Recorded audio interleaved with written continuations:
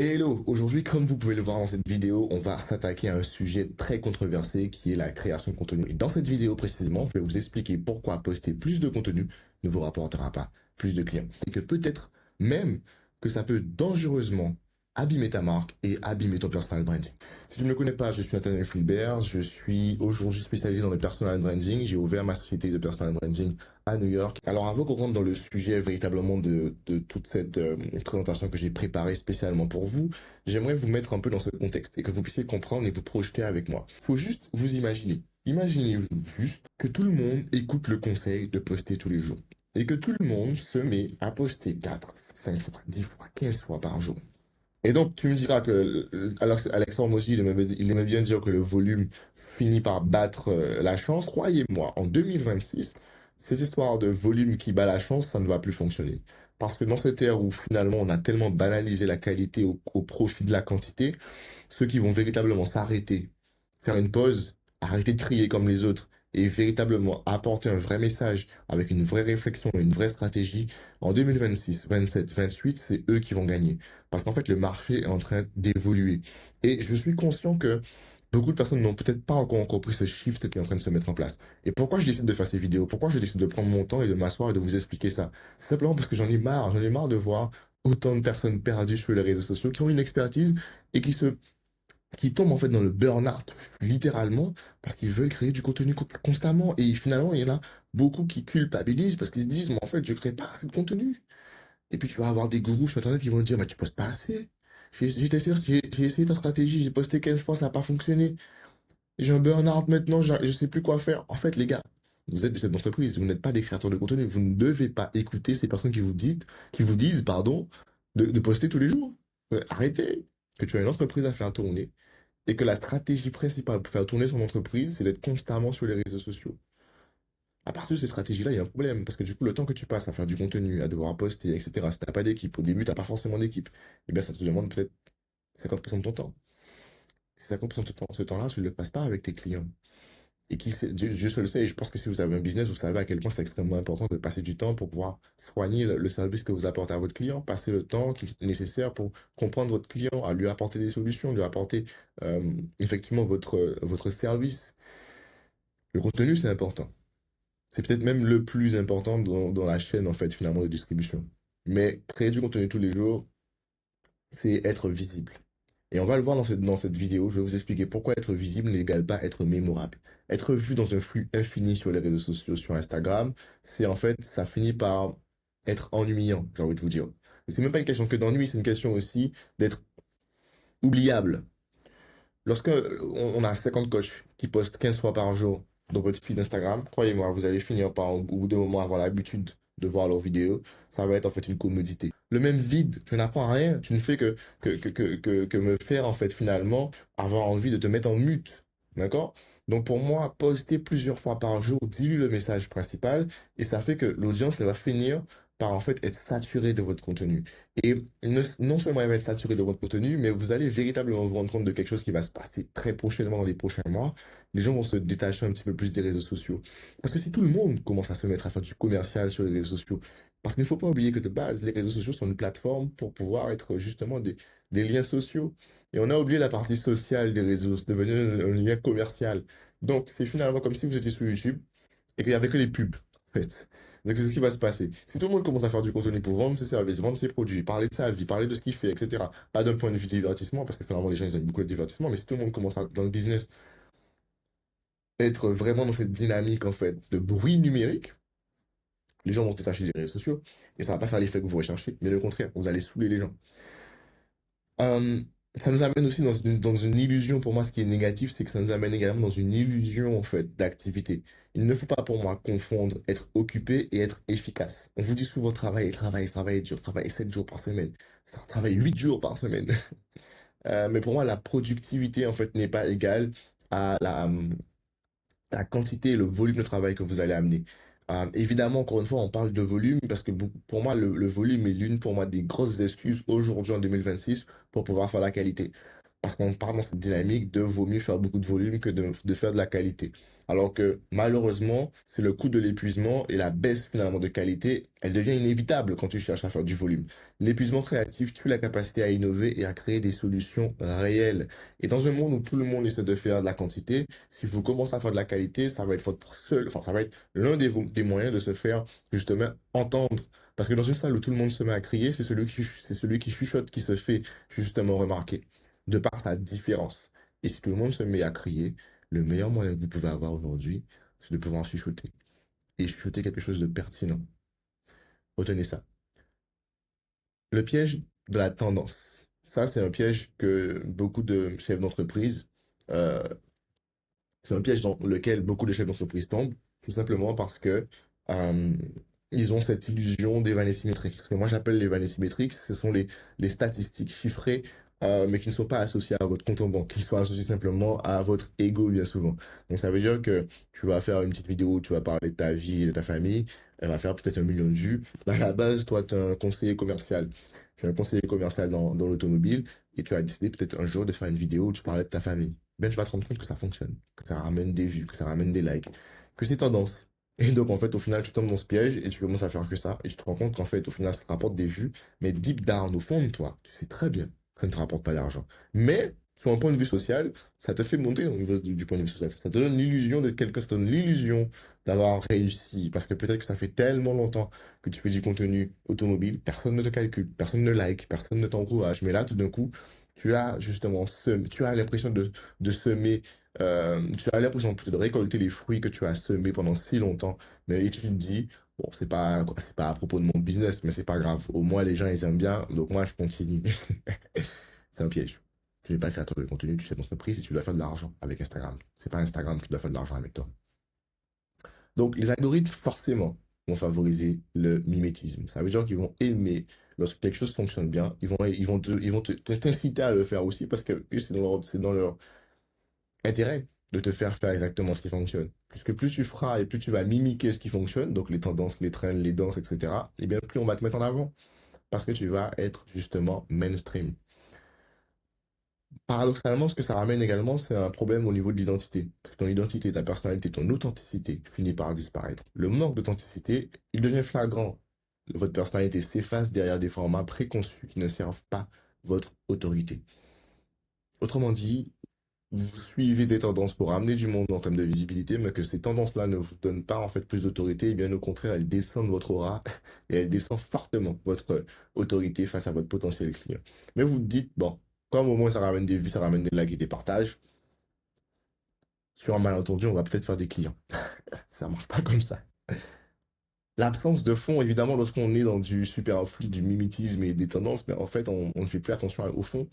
On ne cherche plus à véritablement filtrer ni même créer de la qualité. On finit finalement par dissoudre le fond et j'ai envie de dire, la pertinence du contenu au profit finalement de la quantité.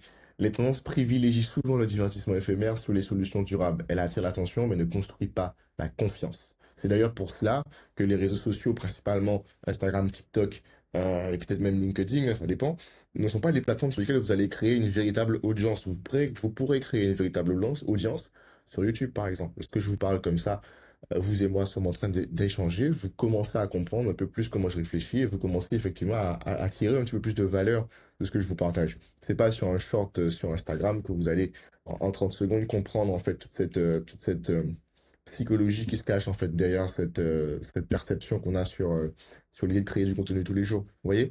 Donc aussi, pour moi, il y a cette recherche à faire au niveau du contenu pour chercher à faire de la pertinence et pas juste de la quantité pour de la quantité. Puisque c'est bien, encore une fois, d'attirer de la visibilité, mais d'être mémorable, c'est beaucoup mieux. Parce que lorsque tu es dans un feed Instagram et que à la fin de la journée, on t'a oublié, ben en fait, tout ce que tu as fait, ça sert à rien. Et c'est pour ça qu'on te dit, tu vas être oublié par ton client, donc il faut que tu sois constant tous les jours. Parce qu'en fait, ils sont conscients, ceux qui vous conseillent ça, que vous n'allez pas être mémorable. Ils vont vous dire clairement, ben, en fait, ton prospect, il va t'oublier, donc il faut que tu sois là encore demain. Il faut que tu sois là encore après-demain. Mais la vraie question qu'il faut vous poser, quand on vous dit ça, mais c'est, je pense au Daft Punk, par exemple. Ils sortent un album tous les 5 ans, mais c'est pas pour autant que je les ai oubliés, tu vois. Si je pense à, je sais pas, Mister V qui sort une vidéo tous les, je sais pas si vous avez la ref, mais Mister V qui va nous sortir une vidéo tous les 6 mois, tous les 1 an, à chaque fois, il va sortir avec des 5 millions, 10 millions de vues.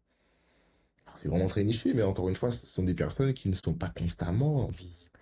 Mais lorsqu'ils sont visibles, ils arrivent avec quelque chose de concret, quelque chose de travail, quelque chose qui attire l'attention et pas seulement ancre les mémoires.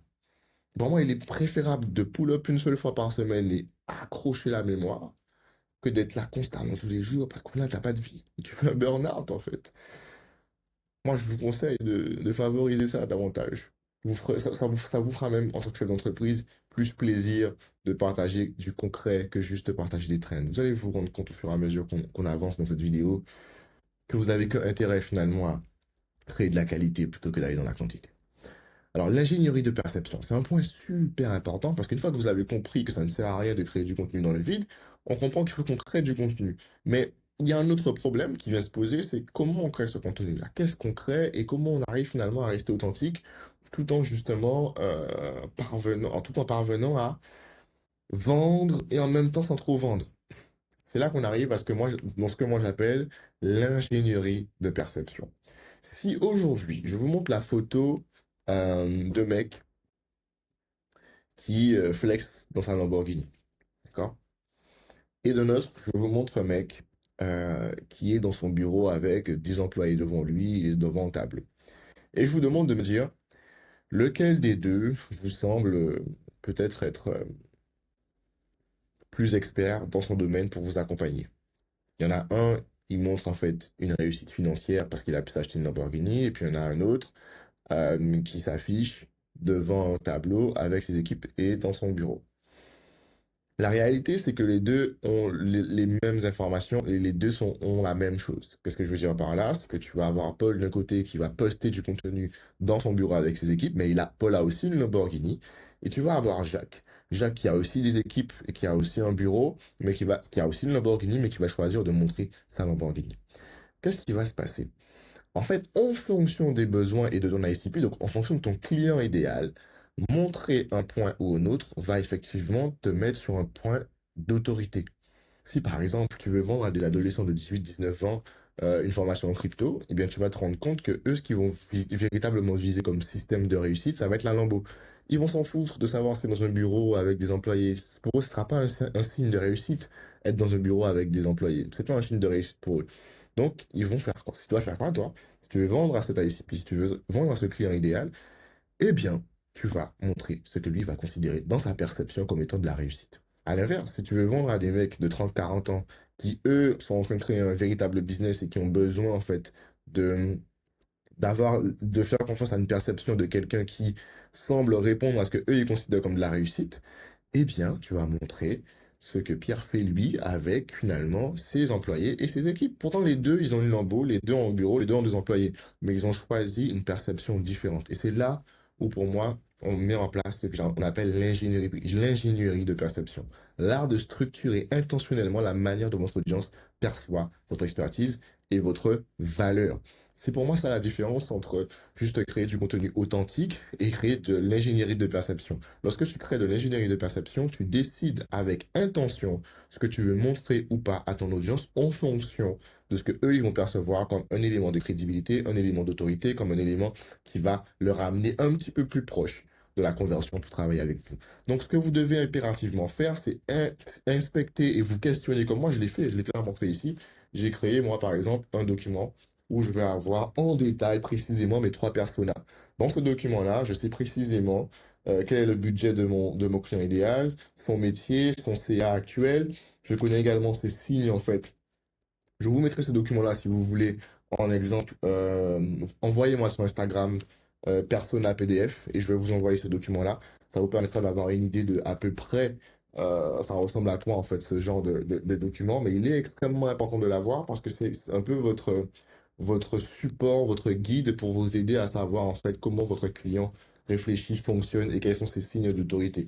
Si vous ne savez pas ce sur quoi votre client idéal base ses références d'autorité, eh bien vous créez du contenu entre guillemets pour rien.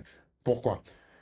Parce que l'ingénierie de perception, c'est la clé pour justement aujourd'hui en 2026 se faire percevoir comme un comme une véritable autorité. On parlait des crypto-bros tout à l'heure, des jeunes qui justement n'ont pas forcément de levier d'autorité, de besoin de levier d'autorité particulier, mis à part les penthouses à Dubaï, les Lamborghini, les jeunes femmes et les voyages. Ça va être, si aujourd'hui dans mes personas, eh bien c'était ça en fait que je cherchais, c'était ce genre de type, eh bien ça veut dire qu'aujourd'hui, je sais que lorsque je vais me présenter sur les réseaux sociaux, ça va être des facteurs qu'il va falloir que je mette en avant. Des voyages, des Lambeaux, des penthouses, etc., etc. Mais ça fonctionne pour les crypto-bros. Si moi, mes clients, ce sont des personnes différentes, eh bien, il va y avoir d'autres leviers. Et je peux vous donner un titre d'exemple. Je vais aller directement sur mon document pour pouvoir vous montrer, vous dire clairement, en fait, un exemple.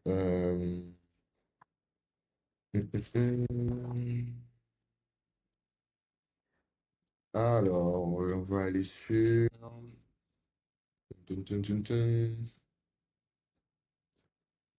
Ce document, il va vraiment très en profondeur. On pourra même trouver en fait les croyances limitantes à briser. Par exemple, je sais que dans l'un de mes ICP, il a une croyance limitante. Plus j'ai d'abonnés, plus je vais vendre. Et moi, je vais venir et je vais lui dire que non, c'est faux. Parce que son monopole, il ne va, enfin, ton monopole est beaucoup plus intéressant que d'avoir de la masse. Je dois être authentique, je dois partager ma vie. Ça, c'est ce qu'il pense. Moi, ce que je vais venir lui dire, donc je l'ai aussi noté, que c'est faux. Qu'il est mieux qu'il ait une stratégie, en fait, intentionnelle, qui soit totalement transparent. Donc ça, en fait, vous voyez, c'est vraiment quelque chose que j'ai entièrement, en fait, scruté ça.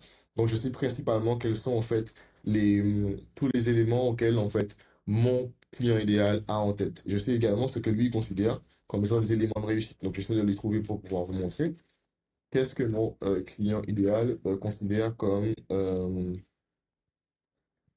réussite? À considérer un élément de réussite par rapport à moi parce qu'il va avoir une importance. Il va mettre de l'importance sur l'indépendance au niveau de la localisation.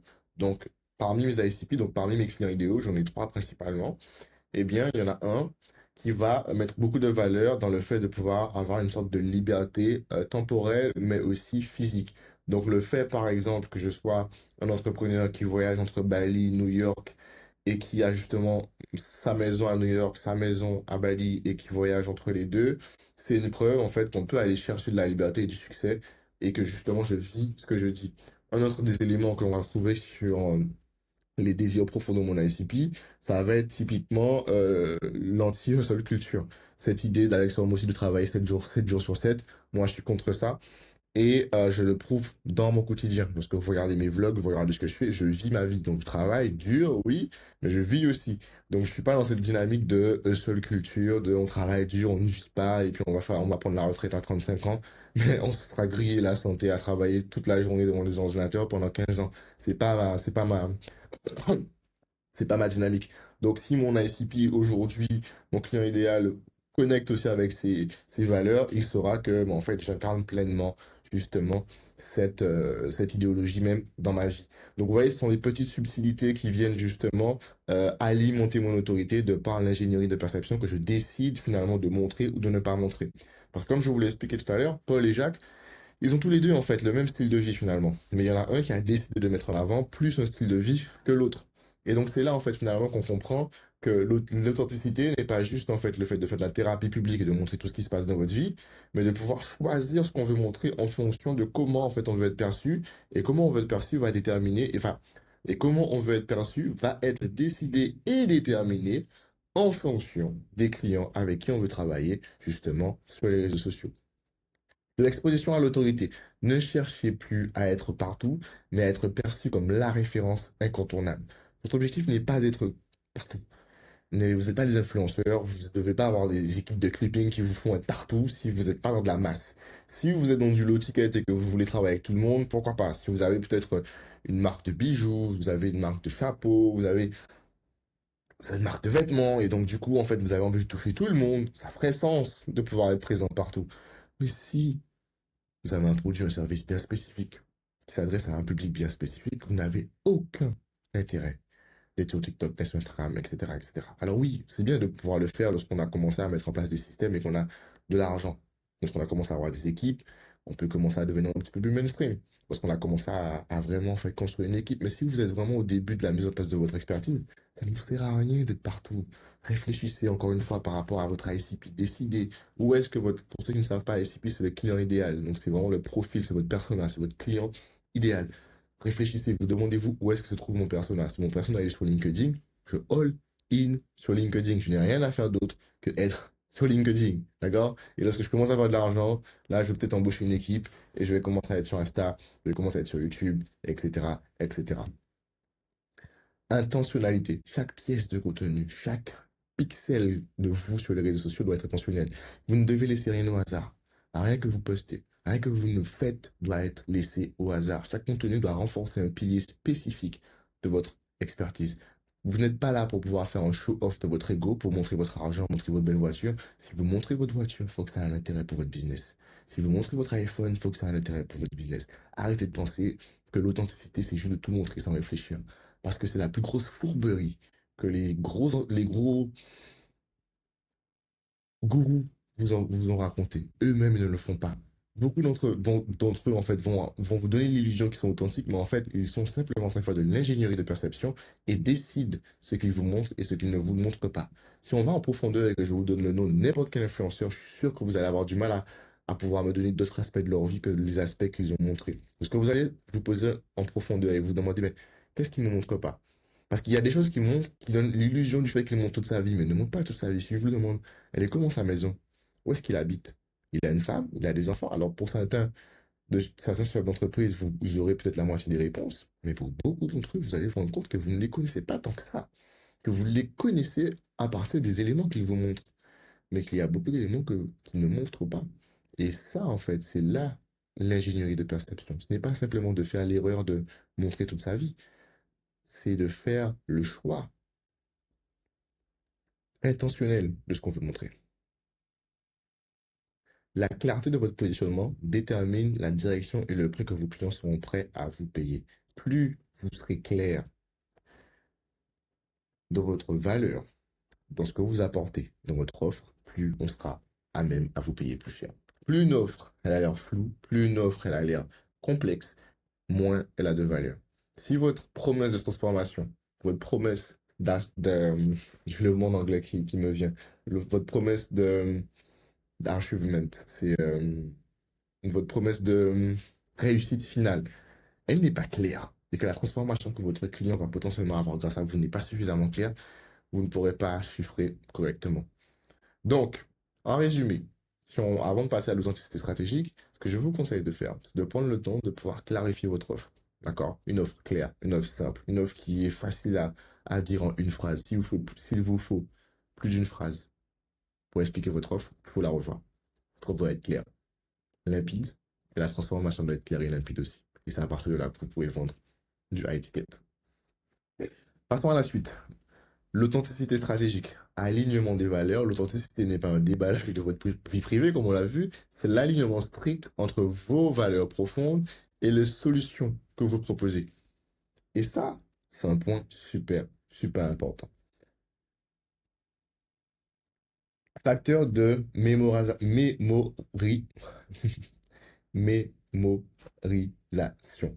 On va y arriver. Si on se rappelle de vous, sur une perspective unique, sur un point de vue unique, eh bien, en fait, c'est là que vous allez, on va dire, commencer à gagner. C'est ce qui va vous rendre humain dans un monde, en fait, automatisé. Il n'y a rien de plus, je pense, intéressant aujourd'hui lorsqu'un mec te répond directement sur Instagram et que tu te dis c'est pas un setter, c'est pas un closer et que c'est directement le mec. Tu vas prendre de la valeur là-dedans.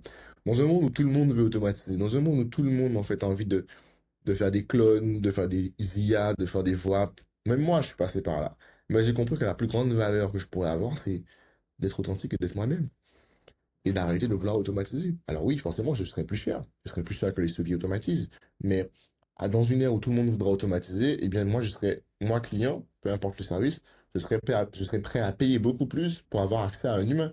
Et ça, tu peux le ressentir, par exemple, parce que tu vas sur ton téléphone et que tu contactes une application, une société, et que tu vois que c'est un chatbot qui te répond, ça te frustre, ça t'énerve, t'as envie de dire au chatbot, comment on fait pour parler à un humain? Moi, je veux parler à un humain. C'est pareil.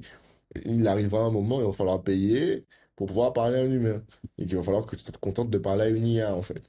Et le facteur, justement, humain deviendra extrêmement cher. Donc, pour moi, commencez déjà dès maintenant à supprimer les automatisations et juste être le seul qui répond directement.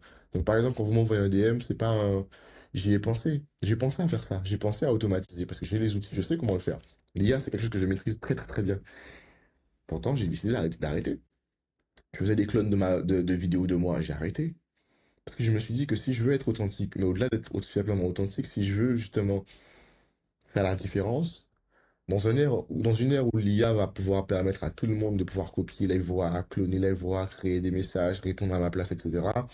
La vraie valeur, c'est lorsque en fait, tu vas te rendre compte que la personne qui est derrière le téléphone, même si elle a 100 000 abonnés, elle prend le temps de te répondre.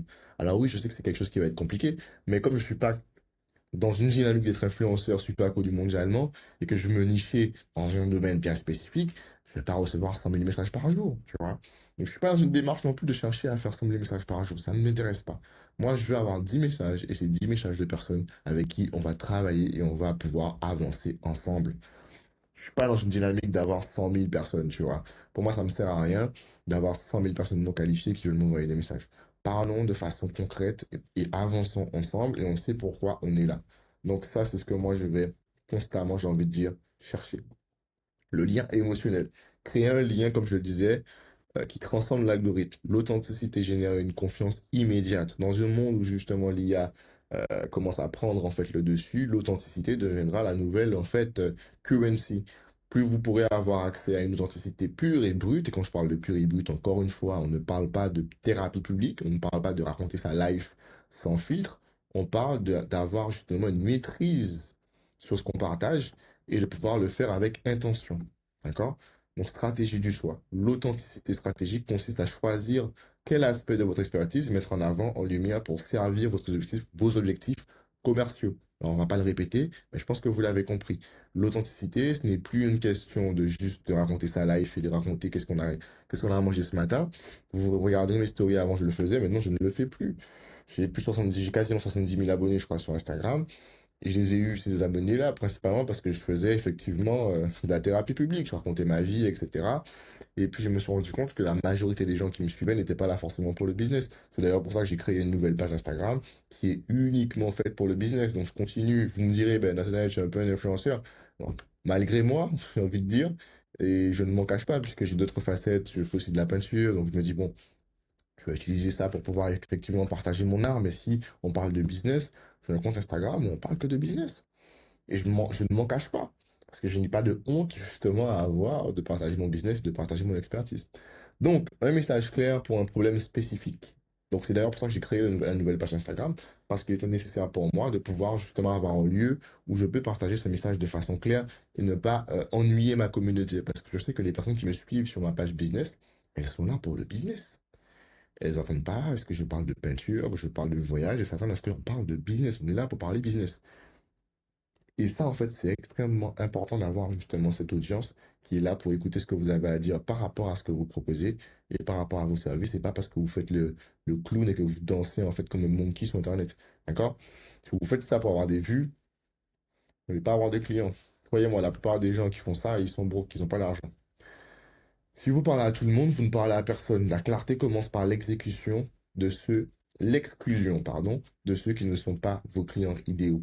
Alors, je sais qu'on vous a parlé de top of funnel et que le top of funnel, c'est pour ramener beaucoup de monde et qu'après ce monde-là, vous le triez. Moi, je suis d'avis de faire un funnel inversé. Vous commencez à trier dès le début. Vous ne faites pas, en fait, venir des gens pas qualifiés dans votre funnel. Donc vous inversez le funnel, d'accord? Et vous commencez par trier dès le début. Donc le but n'est pas d'aller chercher la masse et ensuite trier la masse, le but c'est d'inverser le funnel et on va trier dès le début. Dès le début, on va avoir un message ciblé. Dès le début, on va avoir un problème spécifique qu'on résout. Dès le début, on va parler de quelque chose qui va trier directement, drastiquement. Et les gens qui viendront, il y en aura peut-être 10, 15, il n'y en aura peut-être pas 100, mais les 10, 15 seront extra qualifiés. Les 10, 15 seront là parce qu'ils ont compris de quoi on parle et ça les intéresse. Et dans notre ère aujourd'hui, il vaut mieux avoir un page Instagram avec 10-15 personnes qui sont vraiment intéressées par ce que vous faites, qu'en avoir 70 000, comme je l'ai sur mon autre page Instagram, qui sont là parce que tu fais de la peinture, parce que tu voyages. Au final, chacun est là pour une raison un peu différente et au final, il va falloir que tu fasses du contenu qui plaît un peu à tout le monde pour espérer réussir à plaire un peu à tout le monde. C'est pas le but. Le vrai problème, identifiez le problème profond de votre client, pas seulement le symptôme, soyez celui qui nomme ce qu'il ressent. Il faut comprendre sa douleur pour ensuite effectivement articuler tout votre contenu autour de sa douleur, mais aussi de sa transformation. Il faut aussi bien être capable de pouvoir faire en fait son diagnostic, mais également articuler une promesse concrète pour que finalement, dans votre contenu, on puisse comprendre le chemin précis qu'il faudra prendre pour sortir de cet état de douleur. Donc, moi étant aujourd'hui le client, il faut qu'en consommant ton contenu, je puisse comprendre que tu es la solution vers le succès que je recherche, ou plutôt la solution que je recherche. Donc, dans un premier temps, j'arrive à identifier correctement ton point de douleur et j'arrive à articuler suffisamment clairement le chemin qu'il faut que tu prennes et que je suis capable de te faire prendre pour pouvoir t'amener à ton niveau de transformation. Donc, si par exemple aujourd'hui, je suis un conseiller financier et que je suis là surtout pour optimiser les chefs d'entreprise au niveau de leur fiscalité, eh bien, je dois identifier précisément quel type de douleur généralement mon client va avoir et qu'est-ce qu'il souhaite, où est-ce qu'il souhaite arriver en fait financièrement ou peut-être où est-ce qu'il veut arriver en termes de situation fiscale. Eh bien, si j'arrive à articuler ça suffisamment bien, suffisamment clairement dans mon contenu, eh bien, naturellement, j'aurai plus de clients. Et si je commence à lancer comme un monkey et à faire du contenu 15 fois par jour, je vais pas en autorité et je vais pas avoir de clients. Je vais peut-être avoir des visiteurs qui vont se dire, c'est intéressant ce que tu fais, est-ce que je pense qu'on peut faire un appel, juste histoire de discuter, parce que j'ai envie de discuter. Ça vous est peut-être déjà arrivé. Un message, une solution. La complexité est l'ennemi de la conversion et de la mémorabilité. Retenez bien cette phrase parce que pour moi, c'est peut-être la plus importante de cette slide. C'est la force de la simplicité. Le minimalisme, pour moi, c'est pas simplement un mouvement. C'est aussi l'association du high ticket. Si vous voulez vendre du luxe, si vous voulez vendre du premium, vous voulez vendre du cher, du high ticket, comme on l'appelle bien, il vous faut un message, une cible, une solution. Cherchez pas plus loin. Un message, une cible, une solution. Votre offre doit être articulée sur ça. Votre problème doit être articulé sur ça, sur la simplicité. Dans le luxe, dans le premium, on dit souvent que moins égale plus. C'est paradoxal parce que mathématiquement parlant, c'est pas possible, mais dans le luxe, c'est ça. Moins vous aurez d'informations, plus ce sera luxe. En tout cas, ce sera perçu comme du luxe. Les... Quand vous allez dans un magasin, plus il est minimaliste, plus vous savez que c'est cher. Et on arrive au point où on n'a pas les prix, c'est que vous savez que le prix, il est cher. Par contre, quand il y a tous les prix qui sont affichés, vous savez qu'on est dans une brocante et que là, les prix sont pas chers. Vous voyez? Pareil pour Apple, plus cette dynamique de moins, en fait, elle est vraiment extrêmement importante parce que dans une ère où tout le monde fait beaucoup de bruit, tout le monde essaie d'être présent, il y a de la publicité partout, quand vous serez minimaliste, quand vous serez clair et vous serez facile à comprendre et à lire, c'est ça, en fait, votre gros avantage concurrentiel. C'est qu'on puisse réussir à lire en vous et lire votre solution et le problème que vous résolvez facilement. Et là, vous pouvez rentrer dans le game, effectivement, du high ticket sans aucun problème.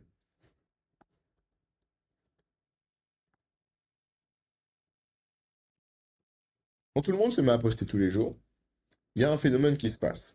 C'est qu'on oublie tout le monde. Et on ne sait plus qui fait quoi. On ne sait plus qui dit quoi et qui finalement se positionne pour quoi. C'est une occasion en or pour les monopolistes, comme je les appelle, ceux qui se positionnent sur un seul message clair et sur une solution viable, de pouvoir se différencier. La stratégie, c'est de justement ne pas chercher à être le meilleur, parce qu'il y a énormément de personnes qui veulent faire ça, mais par contre, soyez radicalement différent et devenez indispensable pour votre niche. Mon positionnement, prenons-le par exemple. Aujourd'hui, je clame haut et fort des éléments, des statements qui sont pleinement différenciants de ce que la plupart des gens font. Et ce n'est pas juste une question marketing, c'est une question aussi d'autorité. Et c'est une question aussi de positionnement. Je n'ai pas cherché à me positionner juste parce que j'avais envie d'être différenciant. C'est aussi parce que j'ai compris que ce que la plupart des gens faisaient ne fonctionnait pas. Lorsqu'on vous dit poster tous les jours, bah, je suis contre cette idée. Alors peut-être que je vais poster moi aussi tous les jours, mais si je poste tous les jours, c'est parce que derrière, j'ai eu une préparation qui m'a permis de pouvoir maintenir la qualité plutôt que de la quantité. Donc, si moi aujourd'hui je suis capable de pouvoir maintenir tous les jours la même qualité, faites-le, et je le ferai. Et je vous conseillerais de le faire. Mais aujourd'hui, je sais à quel point tout le monde n'a pas cette possibilité-là. Moi, je viens de background de créateur de contenu, de photographe, de vidéaste. J'ai les équipements, j'ai le matériel, j'ai les compétences, j'ai les équipes. Je sais comment faire pour tenir la qualité sur de la durée, mais surtout aussi sur de la régularité de volume. Je peux le faire. Mais c'est pas parce que je le fais, parce que j'ai les outils, que je vous conseillerais de le faire. Parce que si vous ne pouvez pas tenir la qualité, ça ne sert à rien. D'accord? Donc pour moi, la différenciation que moi je veux positionner, ça va être sur justement ces points-là. Je vais dire aux gens, voilà, arrêtez de poster tous les jours, ça ne sert à rien. Je vais vous dire aussi, par exemple, c'est un parti pris que moi j'ai décidé de prendre. Il y a des gens qui ne seront pas d'accord avec ça, mais je vous dirais par exemple d'arrêter les appels stratégiques. En 2026, on ne fait pas l'appel stratégique. Les gens savent très bien déjà qu'est-ce qui se passe dans l'appel stratégique. Si tu veux connaître le prix, eh bien, il faut que ton prix soit affiché. D'accord? Tu affiches ton prix. Aussi simple que ça. Et puis il y a des gens qui ne sont pas d'accord avec ça. Mais moi, je suis d'avis de dire en 2026, il faut afficher vos prix. Si ça coûte 5 000 euros, il faut que tout le monde sache que ça coûte 5 000 euros. Comme ça, on gagne du temps. Toi, tu gagnes du temps, je gagne du temps, tout le monde gagne du temps. Si tu viens me voir, c'est parce que tu connais le prix et que tu veux bosser. Sinon, tu ne veux pas me voir. Tu vas peut-être critiquer, tu vas peut-être dire c'est trop cher, tu vas peut-être dire ça prend pour qui, etc. En attendant, j'ai pas besoin d'avoir 20 closers qui vont prendre des appels parce que toutes les personnes qui vont venir vers moi, c'est des personnes qui sont déjà prête à travailler. Mais bon, ça sera le sujet d'une autre vidéo. C'est pas le sujet de cette vidéo-là. Si ça vous intéresse, regardez sur ma chaîne. Je pense que je l'aurais déjà publié la vidéo justement sur les prix. En attendant, continuons. Alors, le mécanisme en fait unique, ça c'est vraiment important. Au-delà de la stratégie, pour moi, il y a une méthodologie à mettre en place. Et c'est ce qui va faire que vous pouvez vous différencier. Dans une ère où tout le monde fait la même chose, il y a quelque chose qui est extrêmement manquant, c'est la méthodologie. Malheureusement, beaucoup de personnes manquent de méthodologie. Et pour moi, la méthodologie, c'est vraiment ce qui va faire que vous allez être perçu comme quelqu'un de sérieux dans votre domaine.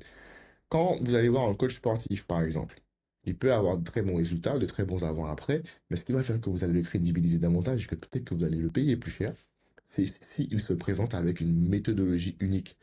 S'il a créé une méthode particulière et qu'il est le seul à avoir cette méthode, vous serez probablement enclin à être OK sur le fait de le payer plus cher. Parce que vous serez OK sur le fait qu'il a une méthodologie, il a une façon de travailler qui semble être différenciante de tous les autres. Pas parce qu'il se dit être différenciante. Vous allez voir tous les coachs sportifs, ils vont tous vous dire, il n'y en a aucun qui va vous dire, moi je suis comme les autres. Ils vont tous vous dire, je suis différent. T'es différent comment? En fait, ma façon de travailler est différente. Et c'est-à-dire, il va te dire un truc que la plupart d'entre eux font. Et il va revendiquer le fait que ce qu'il fait, c'est différent. Tout le monde veut être différent, tout le monde se revendique comme différent, mais personne ne fait l'effort d'aller jusqu'au bout de la démarche d'être différent. Être différent, c'est créer une vraie méthode, c'est créer une méthodologie, créer une façon de travailler, euh, créer en fait un système qui vient apporter une solution différenciante et même, j'ai envie de dire, documentable pour le client. Et mettre en place ça, ça demande un peu de temps, effectivement, mais croyez-moi, ça vous amène après vers la réussite et ça vous permet effectivement de vous différencier. Donc ne négligez pas ce point-là, pour moi, il est important. Prenez le temps de mettre en place une méthodologie pour pouvoir justement vous différencier.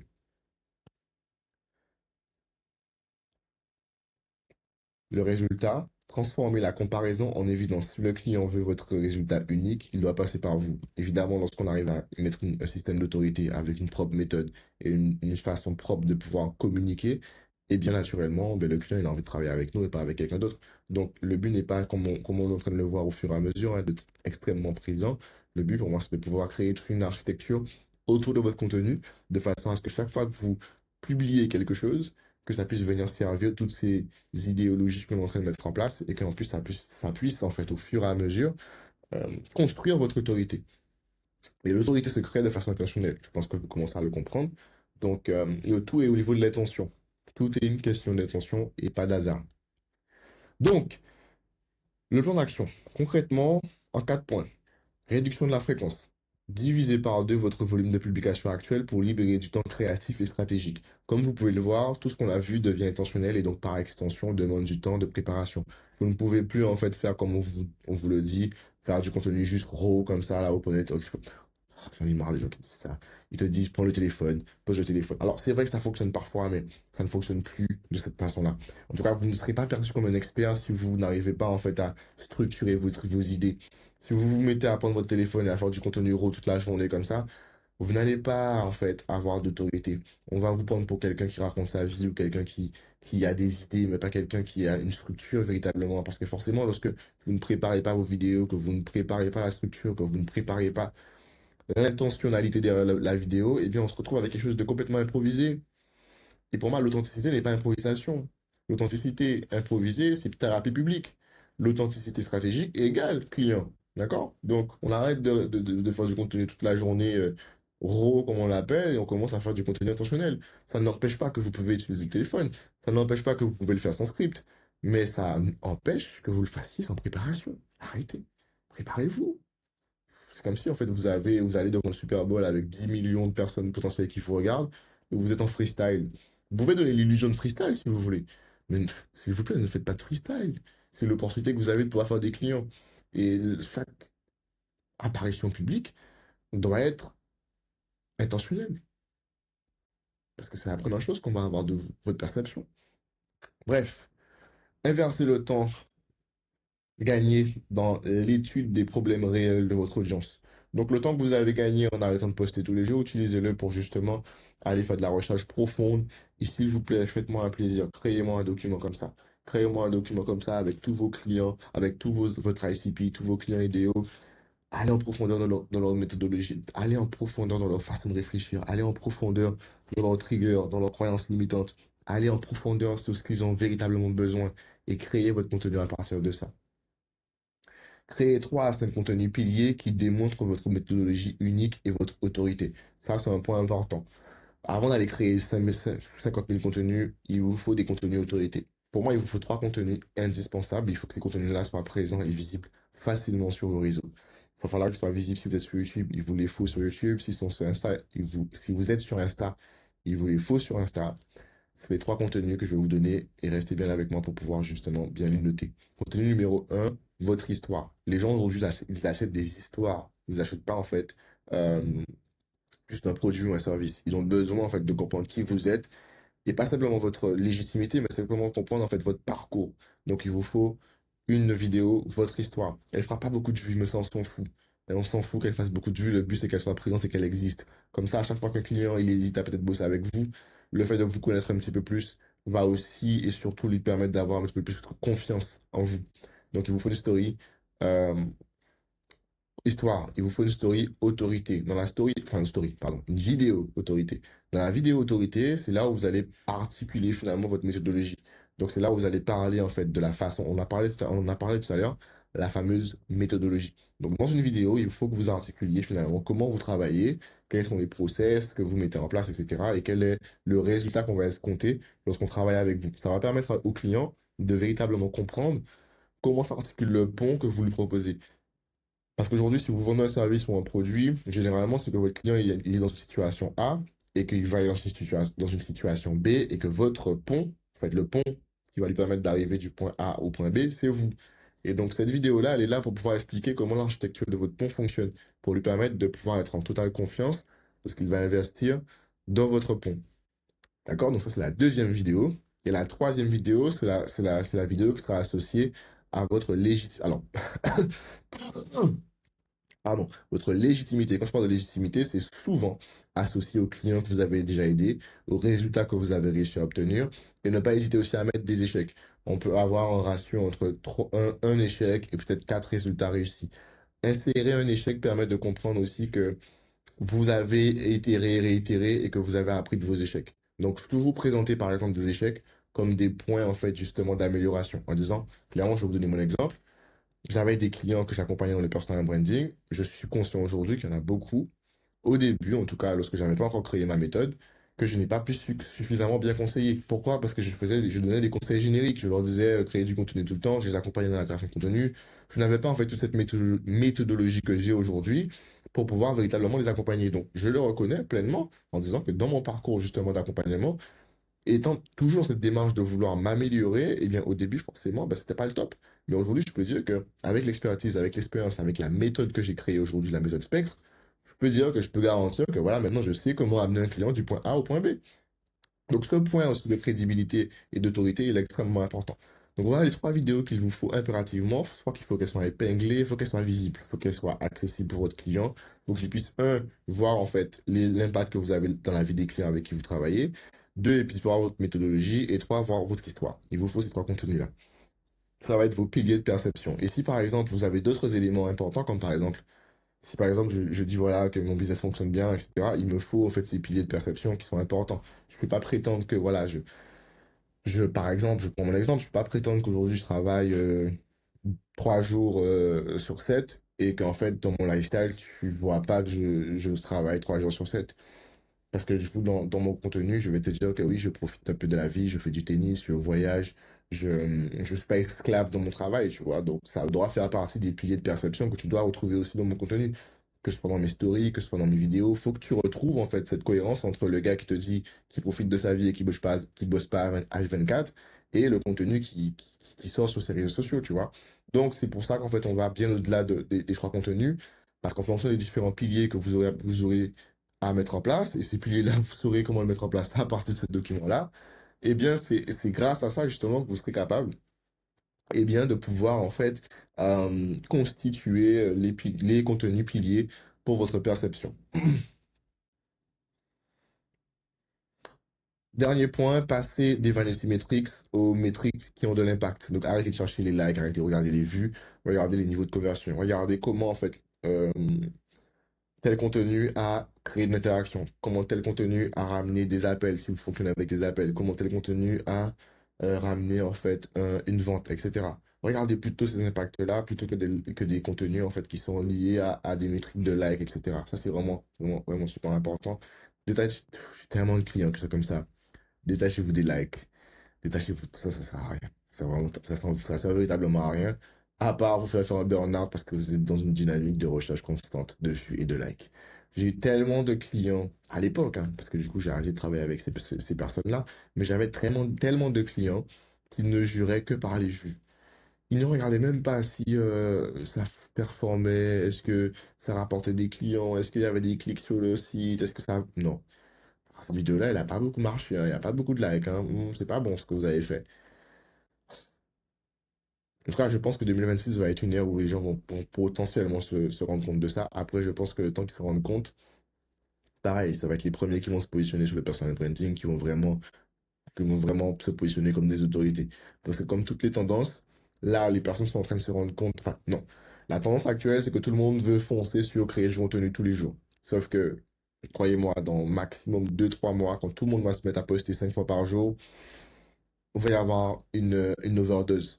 On va plus écouter personne, on va plus crédibiliser personne, et les autorités vont se perdre. Et c'est seulement ceux qui vont justement prendre le pli et créer un branding intentionnel qui, eux, vont réussir à sortir un peu de la masse.